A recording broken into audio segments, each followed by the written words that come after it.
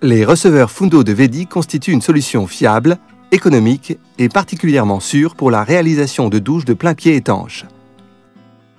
Dotés d'un écoulement étanche, d'une couche imperméable supplémentaire et d'une pente prédéfinie, ils permettent de réduire significativement les travaux sur le chantier et permettent ainsi aux installateurs de gagner beaucoup de temps. Dans l'exemple suivant, le montage est présenté dans le cas d'un écoulement horizontal. Posez une bande de rive afin d'éviter les ponts phoniques. Posez l'élément Fundo à sec et marquez la position de l'écoulement. Le tuyau peut déjà être ajusté à la longueur nécessaire, tandis que le corps de siphon peut être monté. Avant d'effectuer le remblayage, installez le couvercle de protection afin d'éviter que du mortier ne pénètre dans l'écoulement. Comblez la réservation avec du remblai de compensation ou un mortier maigre jusqu'à la hauteur requise. Bien compacté, contrôlez le niveau puis lissez à la hauteur adéquate et ragréez. Avant de positionner l'élément, retirez le couvercle de protection et les éventuelles impuretés. Maintenant, positionnez de nouveau l'élément Fundo à sec afin de contrôler sa position. Si cela ne va pas, il est encore temps de corriger la position de l'écoulement. Ensuite, posez le joint torique dans la gorge du cadre en plastique par le haut et vissez la valve à vis pour bac de douche avec le joint à lèvres.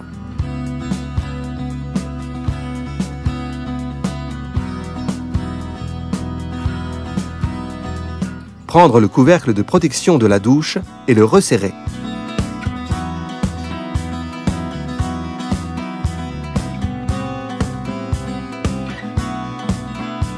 Il est important que la mince couche de mortier soit appliquée sur toute la surface du côté inférieur de l'élément de douche. Pour ce faire, réalisez au préalable une couche de contact. Appliquez du VEDI 610 sur les côtés qui se retrouveront contre la paroi revêtue de panneaux de construction et effectuez l'installation de niveau dans la réservation. Vérifiez la planéité du montage à l'aide d'un niveau à bulles. Ensuite, les joints entre le receveur Fundo et la paroi bordée de panneaux de construction sont de nouveau étanchéifiés avec du VEDI 610 et lissés à l'aide d'une spatule. Laissez durcir la colle à carrelage pendant environ 12 heures sous l'effet d'une faible pression, par exemple à l'aide de paquets de carrelage. Une fois la colle suffisamment durcie, la bande de rive peut être découpée à la longueur adaptée. La réalisation d'une structure porteuse pour lavabo à partir de panneaux de construction s'avère un véritable jeu d'enfant.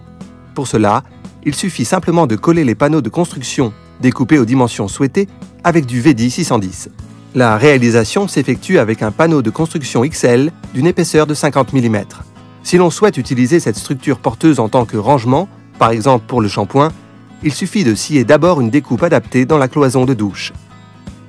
Ensuite, appliquez une couche de VEDI 610 sur la paroi et le sol et collez simplement le panneau de construction XL.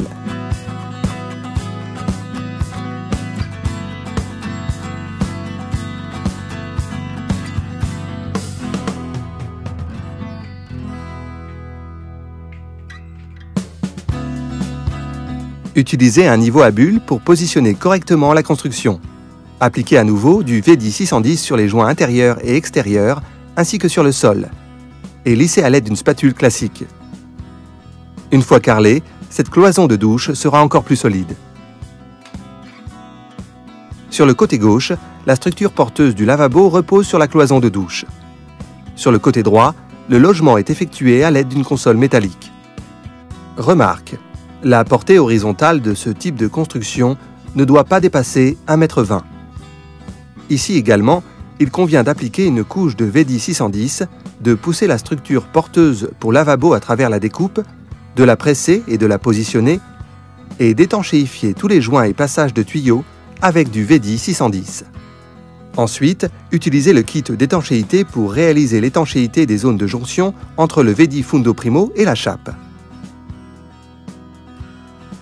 Astuce: la surface de la chape adjacente peut être rendue étanche à l'aide de la natte Subliner Dry and Flex ou du badigeon d'étanchéité élastique VEDI 520.